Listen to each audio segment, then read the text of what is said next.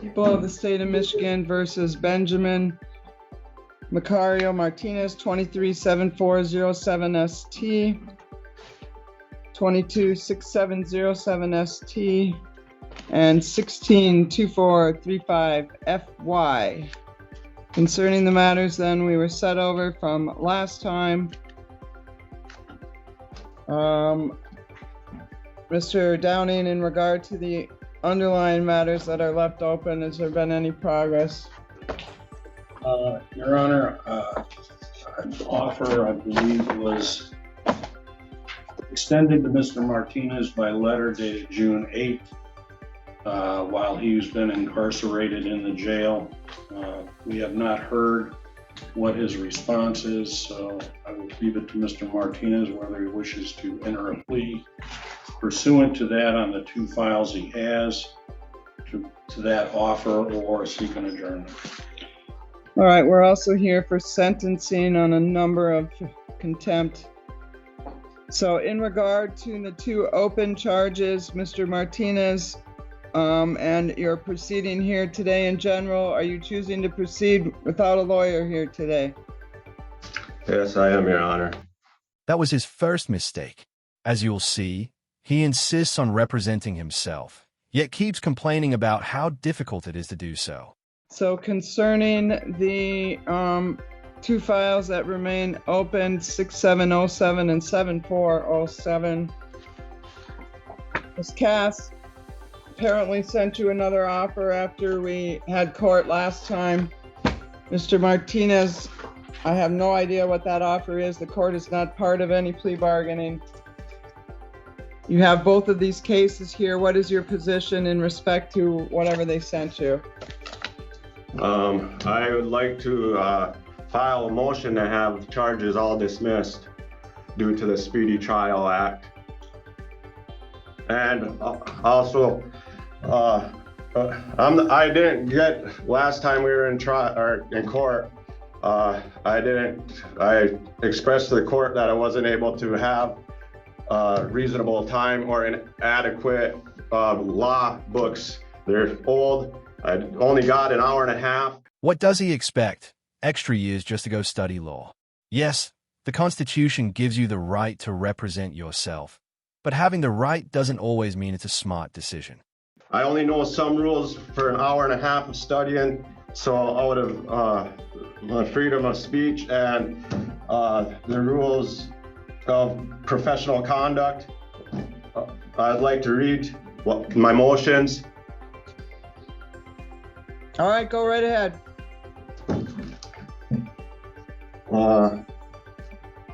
Before we waste the time and the money of the people and their state, I would like to say this under the right of free speech, and I would like to invoke on my rights, civil and state laws, to state and file motions and to be treated fairly by judge and prosecution, to uphold all the laws that are to be held in the courts, and so as me representing myself can have a fair chance without having rights infringed upon by any members of the court, and I'm doing so.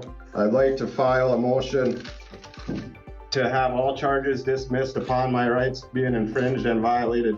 Due to these reasons, rights to speedy trial and to have adequate time with representing myself, and in doing so, these are my civil rights and need to be enforced and protected. Not enough time to study, even after motion, or the judge throughout plea, not able to study in a reasonable time, having defended myself when it was brought to the court's attention and prosecution, if need to. It's all on court record, transcripts and rights of trial by jury, and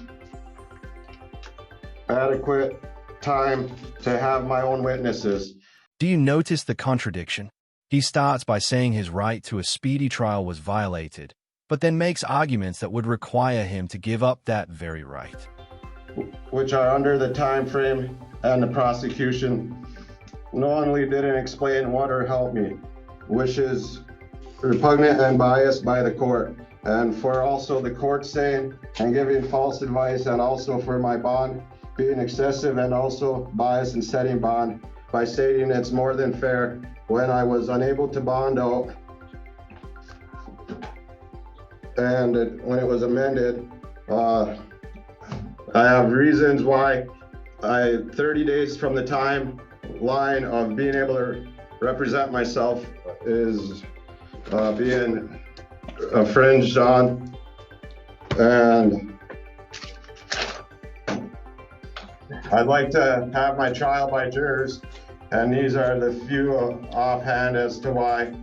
Most of the Speedy Trial Act and also False Pretense Act 774.49, they have to abide by all Supreme Court rules and also rules of professional conduct.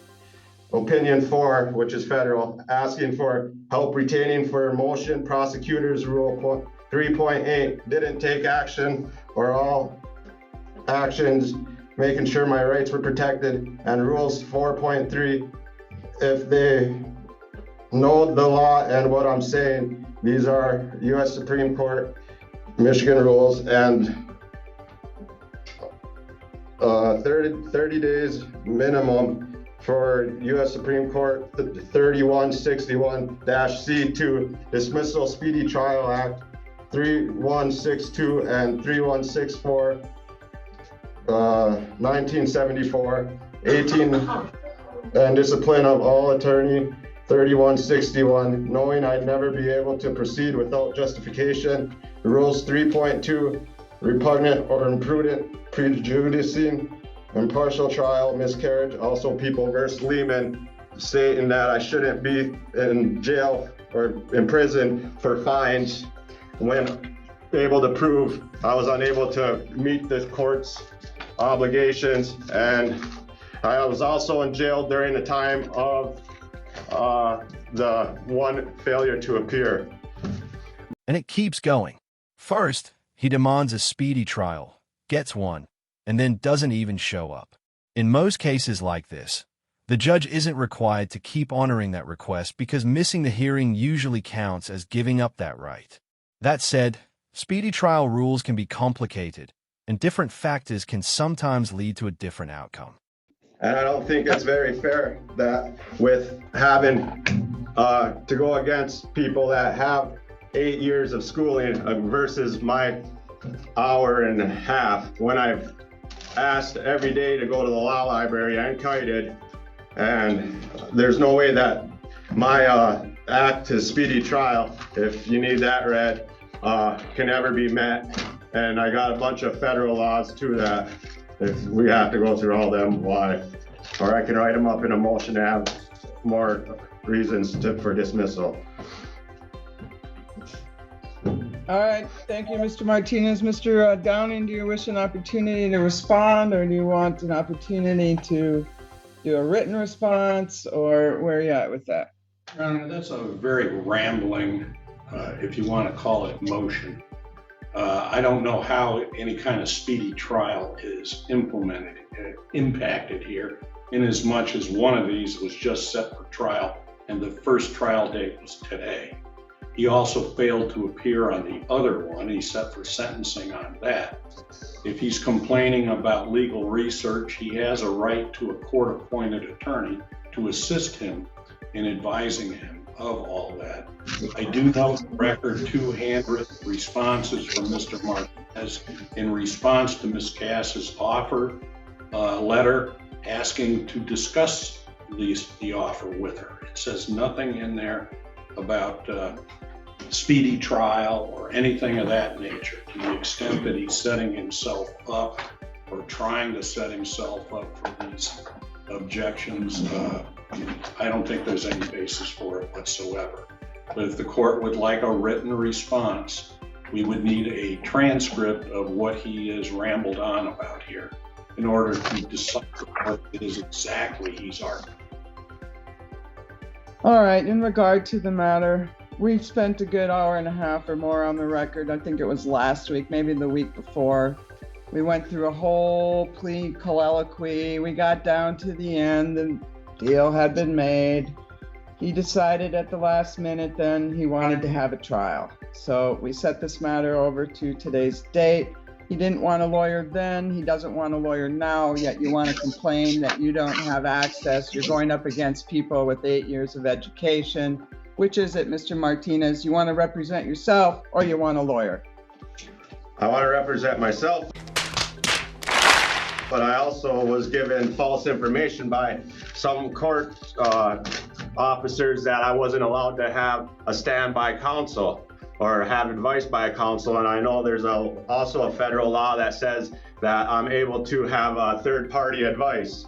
So I like I said, I only got out for 2 days, really, the last 2 days. I don't know how I'm supposed to be able to study upon the law, which I stated last time that the law books are and pages are missing out of them. And I showed guards that last night. Like, there's no way that will have 30 days to be able to study and defend myself from the time of this trial. And it states that as a federal law and if you want to see the Speedy Trial Act, I have it right here. I can read it off. Pretty familiar with that. I've been at it about 35 years now.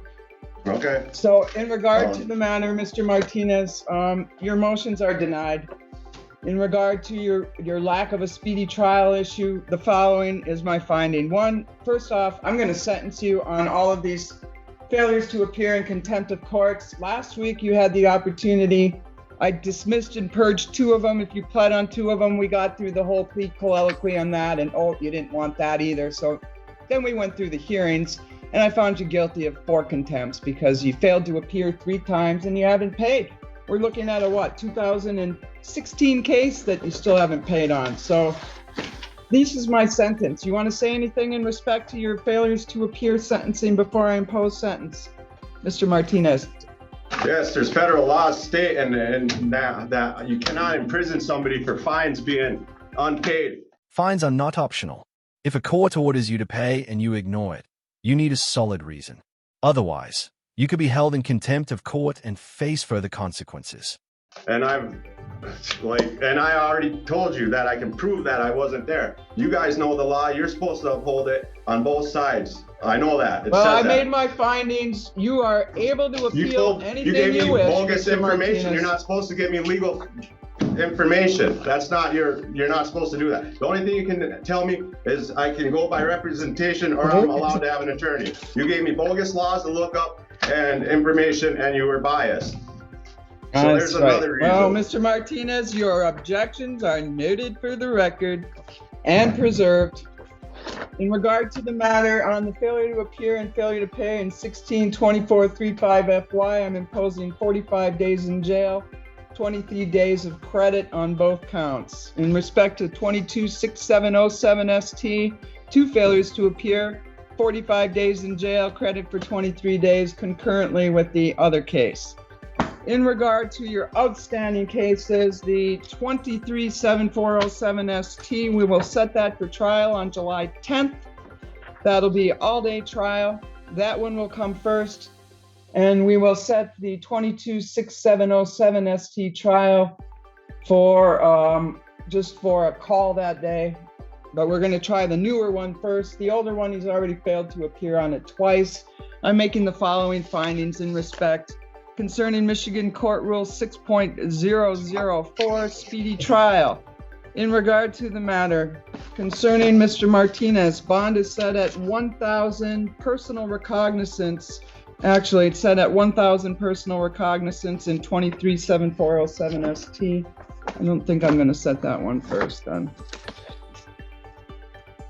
In regard to the 226707, he has a bond on the failures to appear. He's already been sentenced on those. He's serving time on them now. The underlying bond on the driving charge is, can you pull it up on JIS, please? On to the failures for the underlying 2,500 cash or 10%. All right, we'll set that one for trial first then. Which one? The 226707ST. The newer one has a PR bond on it, so there's no requirements for time on that. Okay, so there'll be a firm trial date on July 10th. 6707. Yes, on July 10th.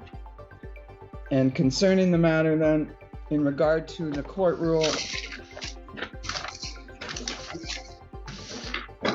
Mr. Martinez has been incarcerated since his arrest on May 25th on all of these matters that were outstanding.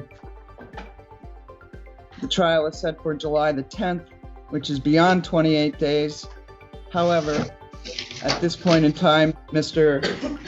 Martinez has, 1, serving a sentence, 2, has failed to appear numerous times in this trial previously, including several trial dates that were set timely. And the reason that it's not going to trial, for example, I gave him a timely trial date back on April 29th of 22, and he didn't do us the courtesy of bothering to come to court. So I am finding under the court rules there is good cause and clear and convincing evidence that's been demonstrated that he's likely to fail to appear for future proceedings should I give him a PR bond on this case. So for those reasons, I'm leaving the bond in place. We'll set a firm trial date for July 10th. We'll trail the new trial along. In simple terms, the judge is saying your request to have the case thrown out has been rejected, and the case will continue.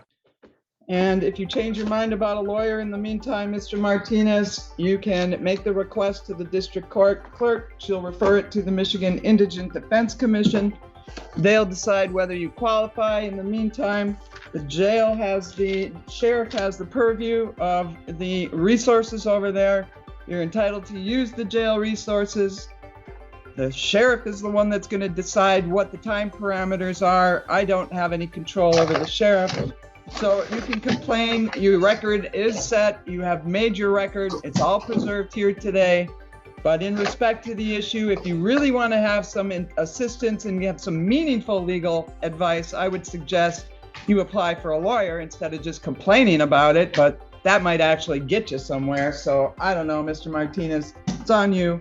In the meantime, an appeal to circuit court may be taken within 21 days from the date of your sentence, or as permitted pursuant to Michigan Court Rule 6.625B, if the sentence includes incarceration, and if you wish to file an appeal but are financially unable to do so, MIDC will appoint a lawyer for you if that request is made within 14 days after your sentencing.